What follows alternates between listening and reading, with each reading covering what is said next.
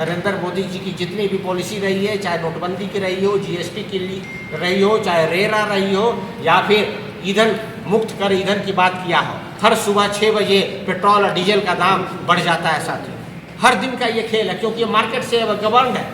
सरकार हाथ खड़ा कर दी है, सरकार अपने दायित्वों से पीछे हट रही है और पेट्रोल का दाम जो है मार्केट पे आधारित कर दिया।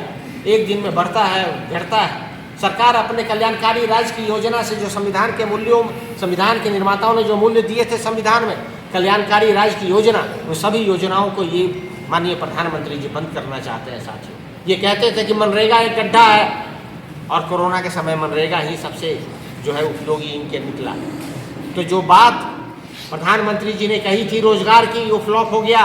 कोई रोजगार युवाओं को नहीं मिला। प्रधानमंत्री जी बोले थे कि यूनिवर्सिटी देंगे, कोई यूनिवर्सिटी नहीं खुला, पढ़ाई की बात नहीं हुई।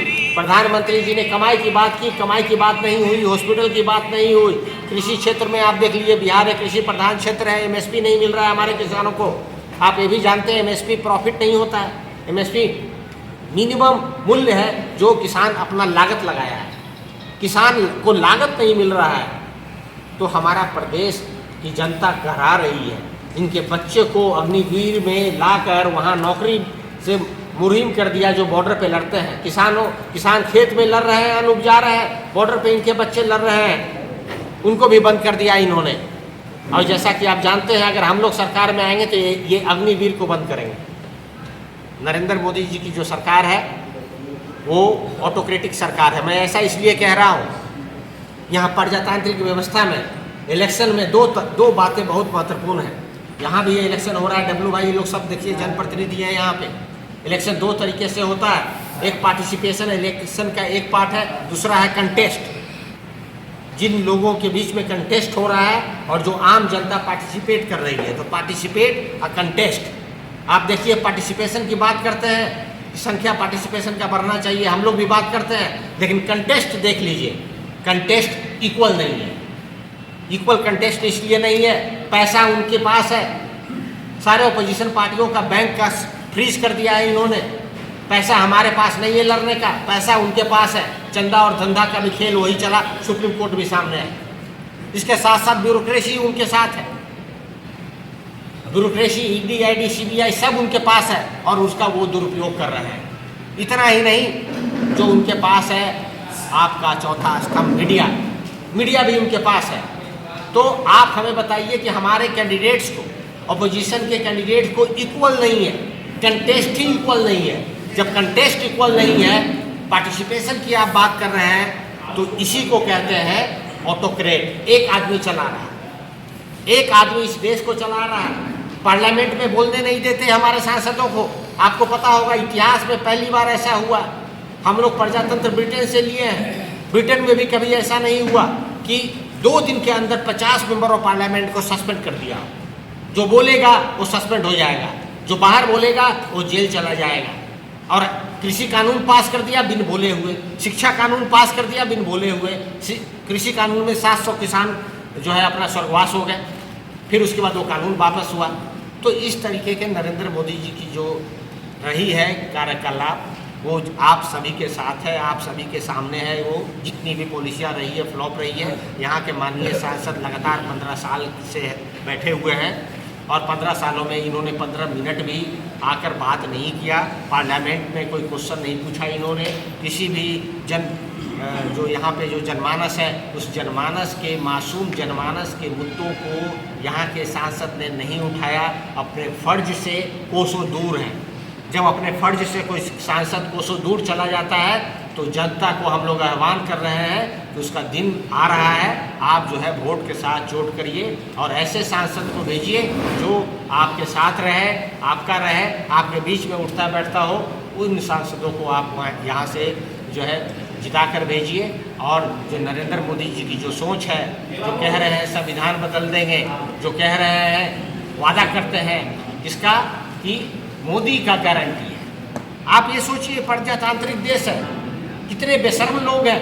मोदी की गारंटी, अरे ये भारत सरकार की गारंटी बोलनी चाहिए उनको। भारत सरकार की गारंटी है, भारत माता की गारंटी होनी चाहिए। गारंटी की बात नहीं करते, मोदी की गारंटी। आप पिछले 10 सालों में आपने देख लिया, मोदी ने जितने गारंटी दिए वो सब गारंटी एक्सपायर हो गया, सब गारंटी फेल हो गया। तो गारंटी देने वालों की, ऐसे गारंटी देने वालों को इस बार हम लोग गारंटी दे रहे हैं कि वो दिल्ली के फलक पर वो नहीं जाएंगे। और ये जो धरती है शाहबाद की धरती है, ये मगध और शाहबाद मिला हुआ है। और ये जो सामाजिक न्याय के मूल्यों से लबरेज ये धरती है, और ये धरती से जो बिगुल जो निकलती है यहाँ से बहुत दूर तक जाती है। तो मेरा पूरा विश्वास है कि आने वाले दिनों में राष्ट्रीय जनता दल के प्रत्याशी, इंडिया अलायंस के प्रत्याशी यहाँ से विजय होकर निकलेंगे। और जो आपकी बात, जो संसद, जो अभी के जो सांसद हैं, वो आपके मुद्दों से कोसों दूर दिखते हैं। इन मुद्दों के साथ राष्ट्रीय जनता दल बहुत मजबूती के साथ आपको संसद में भी उठाएगी। बिहार विधानसभा में WG और बाकी लोग उठाते हैं। और हमारा जो डेवलपमेंटल पॉलिटिक्स का तेजस्वी जी का नारा है, पढ़ाई, दवाई, कमाई, सिंचाई, सुनवाई और करवाई, हमारा मुद्दा ही है डेवलपमेंट पॉलिटिक्स। हम डेवलपमेंट के नाम पे ही इलेक्शन लड़ने आए हैं। और पहले भी जो 2 बार हमें समर्थन मिला, प्रदेश का सबसे बड़ा पार्टी बनाया, और डेवलपमेंट के नाम पर ही हम लोग हैं। तो हम लोग डेवलपमेंट का काम करेंगे।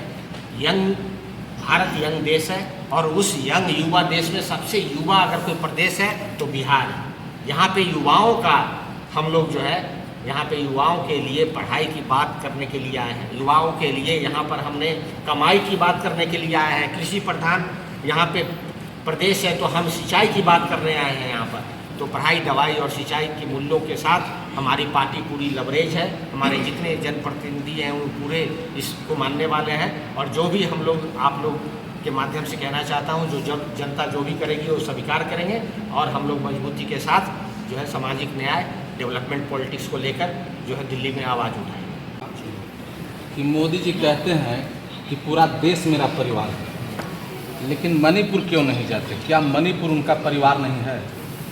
देखिए, प्रधानमंत्री अपना वोट लेने का जो काम कर रहे हैं, परिवार इमोशनल गेम खेल रहे हैं। ये जब इमोशनल गेम कहा गया था, जब आपने क्वेश्चन किया मणिपुर का, मणिपुर ही आप देखिए, मणिपुर में जिस तरीके से जो 50% से ज़्यादा आबादी हो, ये बेटी बचाओ बेटी बचाओ की ये बात करते हैं। तो बेटी बचाओ की बात करने वाले जब बेटियों के साथ अन्याय हो रहा था मणिपुर में, तो प्रधानमंत्री जी खामोश थे, पर्दे के पीछे छुपे हुए थे। ये पर्दे के पीछे छुपे हुए वाले प्रधानमंत्री जी आज परिवारवाद का नाम ले रहे हैं, परिवार का नाम ले रहे हैं। इनका कोई परिवार नहीं है, इनका सिर्फ अपना है। मोदी की गारंटी, भारत की गारंटी को छोड़कर, भारत माता को नीचे दिखाकर भारत माता के भी ऊपर आ गई ये मोदी की गारंटी। तो देश के संविधान के निर्माताओं ने जो बात कही कि ये जो है भारत सरकार को इन्होंने मोदी की सरकार बना दी। मोदी और भारत एक है। मोदी आज ऐसा दिखाते हैं कि ये भारत से भी ऊपर हो गए। तो इस कारणवश देखिए, मणिपुर के साथ साथ अन्य जगहों पर भी देखिए नरेंद्र मोदी जी खामोश रहते हैं। लेकिन जब कंगना रनौत जी का जब उंगली टूट जाता है तो ट्वीट करते हैं। और एक भी ट्वीट पिछले 40 दिनों में जब कांड हुआ मणिपुर में, जिस तरीके से की गई बेरहमी, इस मानवता को शर्मसार करने वाला जो काम हुआ, माननीय प्रधानमंत्री जी चुप रहते हैं और पार्लियामेंट में इस पर सिर्फ 5 सेकंड ही अपने वक्तव्य में लाते हैं। और आज भी ये लोग बेशर्मी से ये लोग कह रहे हैं कि परिवार। सर, कोरोना काल में जिस तरीके से आनंद फानंद प्रधानमंत्री जी का, आप देखिए कोरोना काल 1, कोरोना काल 2, जो 1 आ गया, ये कोरोना आया कहाँ से? 2 तरह का कोरोना देखिए, फर्स्ट वर्ल्ड वार के समय भी आया था प्लेग इंडिया में 1919 में। उस वक्त हमारे जो वर्ल्ड वार में जो आर्मी गए थे वो लेकर आए थे, वहाँ लड़ने गए थे। इस बार जो आया हवाई जहाज़ से आया कोरोना हमारे आपके बीच से नहीं आया। जब हवाई जहाज़ से कोरोना आ रहा था, पहला कोरोना ऑलरेडी डिटेक्ट हो चुका था। ये नवंबर 2019 में ये डिटेक्ट हो चुका था। सारे जो देश हैं कोरोना पे अपनी पाबंदी लगा रहे थे। माननीय प्रधानमंत्री जी हवाई जहाज़ को क्यों नहीं रोका? ये रोका इन्होंने मार्च में, 24 मार्च को रोका इन्होंने। बांग्लादेश हमसे पहले 8 मार्च को रोक दिया था। जिस तरीके से बांग्लादेश ने कंट्रोल किया, सबसे ज़्यादा डेंसिटी जहाँ पर था वहाँ कोरोना फैलने की होती है। सबसे ज़्यादा अगर साउथ एशिया में कहीं डेंसिटी है तो वो है बांग्लादेश। बांग्लादेश में लोग नहीं मरे, बांग्लादेश में एकदम कंट्रोल रहा, लेकिन हमारे यहाँ हो गया। अब देखिए कोरोना का वैक्सीन